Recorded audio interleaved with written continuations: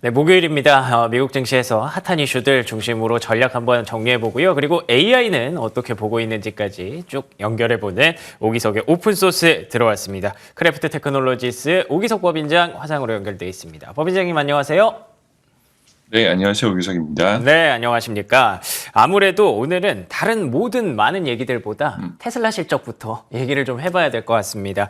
뭐 보셨겠지만 실적이 조금 아쉬운 부분들이 분명히 있었습니다. 물론 우리가 어느 정도 예상을 하고 있었기 때문에 충격은 좀 덜하지 않을까 예상하셨던 분들도 계실 텐데 그치만 시간의 주가가 현재 2.5% 하락하고 있는 걸 보면 일단 시장도 예상보다 더 안 좋았네 라는 얘기를 하고 있는 것 같아요. 어떻게 보셨는지 궁금합니다. 네, 사실 좀 아쉽다라는 표현을 제일 먼저 드리고 싶은 것 중에 하나가 매출도 그렇고 이제 주당 순이익 둘 다 지금 사실 기대치에 좀 못 미치고 있는 상황인 것 같아요. 매출 같은 경우가 지금 달러 기준 25빌리언, 25.1빌리언이었고 기대치는 25.6빌리언이었는데 그걸 좀 하회를 했고요. 주당 순이익 같은 경우 71센트가 나왔거든요. 기대치는 75센트였는데 이 역시도 지금 하회를 해서 사실 시장에서 제일 기대하는 것 중에 하나가 이익하고 마진율이 어떻게 좀 개선이 되는 것인가 라는 부분에 지금 포커스를 좀 뒀었는데 테슬라가 사실 그 부분에서는 지금 기대치를 미치지를 못했습니다. 그래서 지금 시간으로 한 2.5% 가까이 지금 하락을 하고 있는데 사실 시간 외 장외 거래가 시작하는 초반에는 한 6% 가까이 빠질 정도로 사실 센티먼트가 좋지 않았던 그런 상황이고요. 실적 발표 전에 여러 가지 얘기들이 좀 많이 나왔었었는데 특히 골드만 같은 경우에서는 뭐라 그랬냐면 테슬라의 이제 그 장기적인 잠재 성장은 여전히 긍정적이지만 단기적으로는 좀 위험 요인들이 있다라는 표현을 사용을 했고요. 그 표현 중에서 이제 눈여겨봐야 될 것 중에 하나가 첫 번째는 이제 그 테슬라의 경영진 리스크, 일론 머스크에 대한 개인적인 얘기인 것 같고, 그 두 번째로는 사실 테슬라 같은 경우는 다른 차량 업체랑 다르게 그 전반적으로 수직적인 통합을 다 하고 있어요. 내부 생산에 지금 거의 그 시작부터 끝까지 다 내부 생산을 하고 있기 때문에 이 부분에 대해서 조금 위험 요인이 될 수 있다라는 얘기를 좀 하고 있는데 사실 뭐 일론 머스크부터 먼저 얘기를 하자면 일론 머스크의 기행이라고 할지 아니면 좀 돌발 행동이라고 할지 이런 부분들은 오늘 내일의 문제는 아닌 것 같아요. 최근에 이제 테슬라를 더 많이 매수하겠다라고 공개적으로 나서면서 그게 오히려 시장에서는 별로 좋지 않은 이제 그런 시그널로 받아들여졌던 적도 있는데 뭐 그런 것도 하나. 두 번째 같은 경우는 지금 수직 통합에 대한 문제인데 수직 통합 같은 경우가 왜 문제가 되냐면 보통은 수직 통합이 괜찮은 경우는 경기가 건전한 경우에는 수직 통합을 하게 되면 훨씬 더 이제 효율이 더 많이 올라오게 되거든요. 다만 이제 경기가 좋지 않은 외부 경영 환경이 나빠지는 구간에서는 수직 통합을 한다는 것 자체가 경영 코스트, 고정비의 증가를 의미할 수밖에 없기 때문에 이 부분에 대해서 현재 테슬라가 조금은 이제 불리한 상황이다라는 부분 이 한번 인식을 할 필요가 있고 그 사실 오늘 메타라든지 아니면 마이크로소프트라든지 기분 좋은 상승으로 마감을 했는데 테슬라 같은 경우는 이제 AI 기업으로 인식이 될지 혹은 전기차 기업으로 이제 투자자들이 인식을 할지가 앞으로 주가 방향의 가장 큰 걸림돌이 될 것 같아요.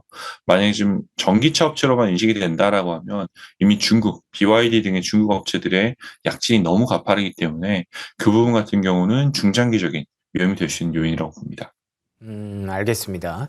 여러 가지 좀 리스크가 있네요. 저희가 이제 자막으로도 겨박제라는 표현을 좀 썼습니다만, 뭐 아시는 것처럼 지금 수요가 좀 안 좋죠. 그래서 P와 Q가 동시에 좀 떨어지고 있는 게 일단 첫 번째로 우리가 맞닥뜨리고 있는 펀더멘털적인 부담이고요. 그런데다가 뭐 CEO 리스크 얘기 안 할 수가 없습니다. 그리고 또 수직 통합도 이런 시기에서는 좀 부담될 수 있다는 거 여러 가지 겨박제가 좀 겹치고 있는 그런 상황인데 테슬라는 과연 이 위기를 어떻게 돌파해낼지 그리고 시장이 AI를 계속 보고 있는데 뭐 테슬라도 사실 따지고 보면 AI 기업일 수 있거든요. 이 부분을 어떻게 좀 돌려놓을 수 있을지 투자자들의 마음 돌리기가 좀 필요할 것 같습니다. 근데 말씀해 주신 것처럼 마이크로소프트가 3조 달러 돌파했고요. 메타가 1조 달러. 뭐 물론 종가 기준으로는 좀 얘기가 달라질 수 있겠습니다만 어쨌든 조금 기록적인 날이었다라고 표현을 할 수 있을 것 같은데 이 AI 반도체 모멘텀은 뭐 지금 시장에서 계속 건재한 상황이에요. 어떻게 보고 계세요? 네, 사실 마이크로소프트 같은 경우는 시간이 지남에 따라 어차피 이 수준까지 올 것이다라는 이제 이야기들이 많았고, 메타 같은 경우는 사실 작년 이맘때만 하더라도 굉장히 사실 부정적인 시각이 많았었어요. 메타의 경우는. 근데 그걸 이제 AI의 그 적극적인 도입이라는 측면으로 지금 타개하고 나왔다는 점이 굉장히 고무적이다라고 생각을 하고 있고요. 작년 5월에 사실 그 1조 달러 클럽에 진입했던 그 기업 중에 하나가 엔비디아거든요. 지금 그 이상으로 굉장히 많이 상승을 했는데, 메타 같은 경우도 사실 지금 보면 충분히 추가 상승 여력이 있지 않을까. 그리고 사실 메타는 그 일반 투자자분들은 메타를 그 페이스북이라든지 아니면 인스타그램 같은 이런 소셜 미디어로 굉장히 많이 그 기억을 하고 계시겠지만, 그 저처럼 이제 인공지능 업계에 있는 사람들 같은 경우는 메타에서 사실 나오는 그런 인공지능 모델들이 사실 굉장히 많은 인공지능 기업들의 기본 모델이 되는 경우들이 많아요. 이제 그런 걸 또 생각해 보면 메타가 가진 장점은 뚜렷하다. 라고 이제 생각을 할 수 있을 것 같고요. 지금 앞으로도 사실 봤을 때 그 여러 AI 기업들 중에 제가 개인적으로 평가하기는 그 AI 관련 기술을 상업화를 누가 제일 잘하는가라고 보면 그건 마이크로소프트인 것 같아요, 정말.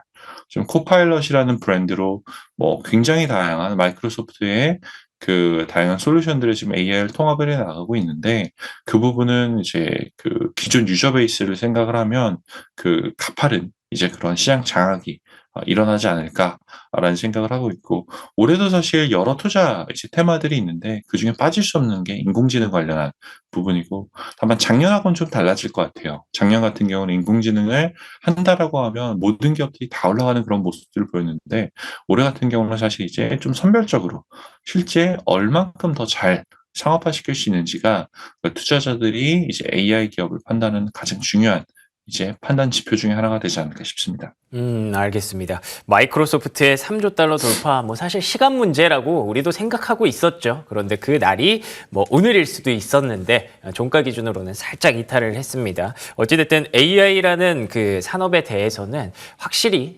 최근에 가장 시장이 좀 믿고 있는 모멘텀이 되지 않았나라는 그런 생각을 하게 됩니다.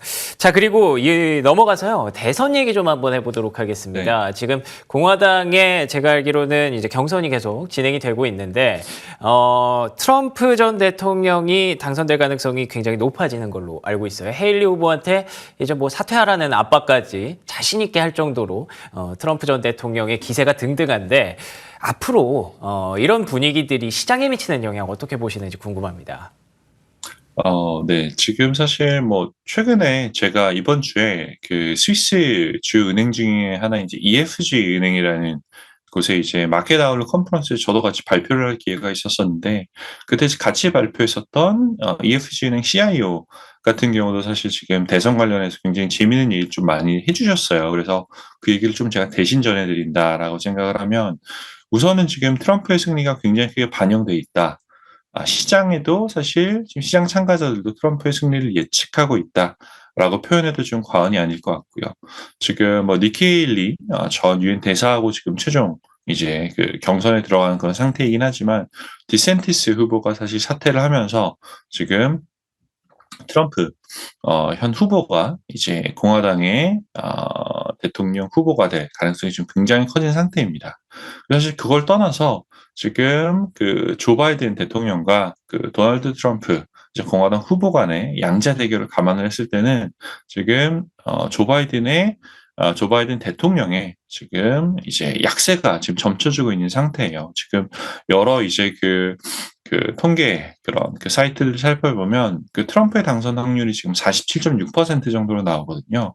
바이든 대통령은 34.8%예요. 그래서 지금 뭐 10% 이상의 갭을 벌리면서 이제 트럼프의 당선 확률이 더 높아져 있다라고 이제 보여주고 있고요. 그 시장에서도, 특히 주식 시장에서도 이런 그 현상이 이미 그 나타나고 있다라는 것에 대한 대표적인 것 중에 하나가 사실 유가예요. 유가가 지금 사실 낮은 수준으로 유지가 되고 있는데, 상대적으로 좀 사실 중동에서 나오고 있는 뭐 여러 가지 이제 지정학적인 리스크들, 이스라엘과 팔레스타인의 그런 분쟁이라든지 아니면 홍해 에서 나타나는 후지 반군의 뭐 무차별적인 이제 그 상업용 선박들에 대한 공격이라든지 이런 부분들이 있음에도 불구하고 지금 유가가 70분 선에서 움직이고 있거든요. 보통 작년 이맘때 유사한 상황이었다면 사실 90불 이상으로 상승했을 그 악재들이 지금 나타나고 있음에도 불구하고 유가가 이렇게 낮다라는 것 자체가 사실 트럼프 당선을 사실 예측을 하고 있다라는 게 아닌가라는 그런 해석들이 좀 나오고 있는 게 트럼프 같은 경우는 지금 공개석상에서 대놓고 본인이 이제 그 대선을 이긴다, 대통령으로 재당선된다라고 하면 러시아와 우크라이나의 갈등 24시간 안에 해결하겠다라는 식으로도 지금 뭐 공개적인 공약도 지금 걸고 있는 상태예요. 그래서 뭐 여러 가지 지금 그 상황을 봤을 때 어차피 뭐 대통령은 트럼프다라는 그런 어데트라는 지금 단어들까지 한국에서 나오고 있는 걸 아는데 상당히 트럼프가 대통령에 당선될 확률이 높다라고 봐도 될 것 같습니다. 알겠습니다. 이게 사실 뭐 10개월 정도 남았습니다만 10개월 정말 길다면 길지만 짧다면 짧거든요. 예, 금방 지나갈 수 있는 구간에서 벌써부터 10% 넘는 당선 확률이 차이가 난다는 건 이건 분명히 의미가 있는 것 같습니다. 트럼프 전 대통령의 재당선 가능성 염두에 두면서 우리가 주식시장에 접근을 해야 될 것 같네요.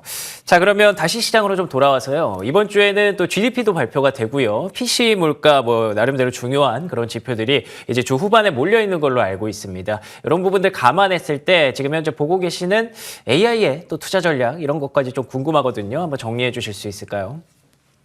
네, 이번 주 사실 저희 AI 모델이 보는 그 시장의 위험도 같은 경우는 굉장히 낮은 상황이다라고 이제 말씀드릴 수 있을 것 같아요. 물론 시장은 사실 현재 환호성을 보이면서 계속 신고가를 경신하고 있지만 일부 이제 투자 은행들에서는 현재 시장에 대한 위험도도 높다라고 좀 강조하고 있거든요. 특히 UBS 같은 경우는 시장이 23% 가까이 빠질 수도 있다라는 얘기를 하고 있는데 저희 AI가 보는 이제 데이터들 같은 경우에서는 사실 위험도는 그렇게 높게 발견되지 않는다라는 걸 좀 우선 말씀드리고 싶고요. 현재 저희 모델에서 보는 이제 데이터들은 이제 원자재 쪽에 좀 많이 집중이 돼 있는 것 같아요.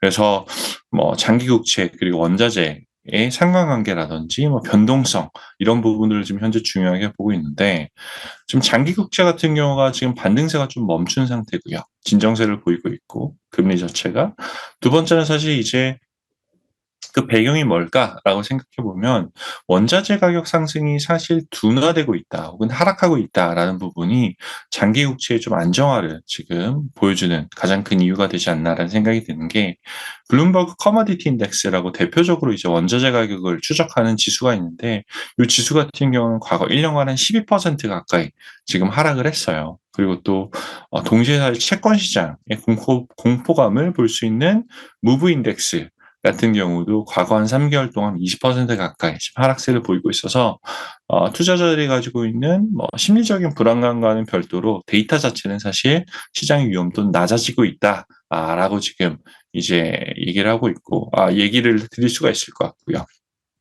다만 이제 앞에서도 잠깐 말씀드렸던 것처럼 그 글로벌 투자은행들에서는 현 시점에서 주식시장이 15에서 뭐 20%까지도 하락할 수 있다라는 전망들이 나오고 있고 UBS가 뭐 대표적으로 23% 까지도 하락할 수 있다라는 이런 보고들을 내보내고 있는데 사실 그게 지금 무조건 그렇게 하락한다라는 게 아니라 그 기저에 깔린 논리가 뭐냐면 경기 침체가 발생을 한다면 이라는 가정이 있습니다. 그래서 현재 시장에서는 사실 뭐 여러 가지 데이터상으로 봤을 때 그 경기 침체가 발생할 가능성은 상당히 좀 제한적인 게 지금 뭐 1월 미국의 제조업 PMI 같은 경우도 50.3까지 올라왔고 15개월 만에 최고치예요. 그리고 뭐 서비스업 PMI 같은 경우도 52.9, 보통 50 이상이다라고 하면은 지금 이제 경기가 확장세를 보인다라는 그런 평가를 하고 있는데 이 역시도 지금 예상치를 상회를 하고 있어서 현재 데이터상으로 봤을 때는 이제 그 뭐 네, 그 시장의 위험도는 확실히 크지 않다라는 얘기를 드릴 수 있을 것 같습니다.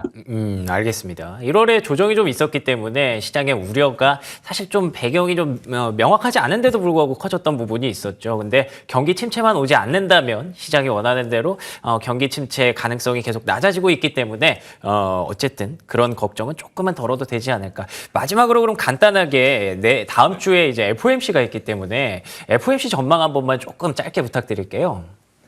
네, 결국은 3월에 금리 인하가 될 것에 대한 뉘앙스가 나올 것이냐 아니면 6월로 멀어질 것인가에 대한 이야기인데 현재로서는 사실 이제 그 여러 가지 논의 중에서 뭐 5월 혹은 6월부터 금리 인하가 일어날 것이다라는 게 훨씬 더 현실적인 것 같아요. 지금 여러 가지 데이터들을 봤을 때 저희가 고민해 봐야 되는 거는 그 사실 이제 3월부터 금리 인하가 들어가는 것을 투자자들이 좀 더 원할 가능성은 있다라고 생각을 하지만 보통 3월 금리 인하를 예상하는 투자은행들 같은 경우는 앞에서 말씀드렸던 것처럼 급격한 경기 침체가 오기 때문에 금리 인하에 들어갈 수밖에 없다라는 그런 논리를 가지고 있거든요.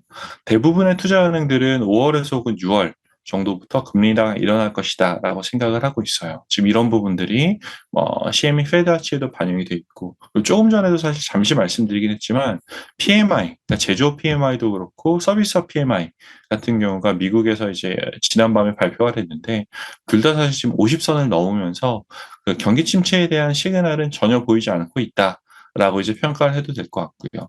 이 상황에서 사실 지금 연준이 그 금리를 선제적으로 인하할 리스크는 인하할 유인은 사실은 크지 않은 것 같습니다. 그래서 이번 FOMC 발표가 있겠지만 너무 커다란 기대를 하시는 것보다는 이제 시장이 뭐 예정대로 원래 사실 작년 작년 한 이제 9월 정도만 하더라도 6월부터 금리 인하가 일어날 것이다라는 생각들이 많았었거든요. 그래서 네, 다시 원래 시장이 기대한 대로 돌아가고 있다라고 생각할 수 있을 것 같습니다. 네, 네. 알겠습니다. 지금까지 크래프트 테크놀로지스 오기석 법인장과 얘기 나눠봤고요. 저희 굿모닝 글로벌 여기서 마무리 짓도록 하겠습니다. 저희는 내일 아침 5시 55분에 돌아옵니다. 이어지는 출발 성공 투자 역시 MTN과 함께 해주시기 바랍니다. 시청해주신 여러분 고맙습니다.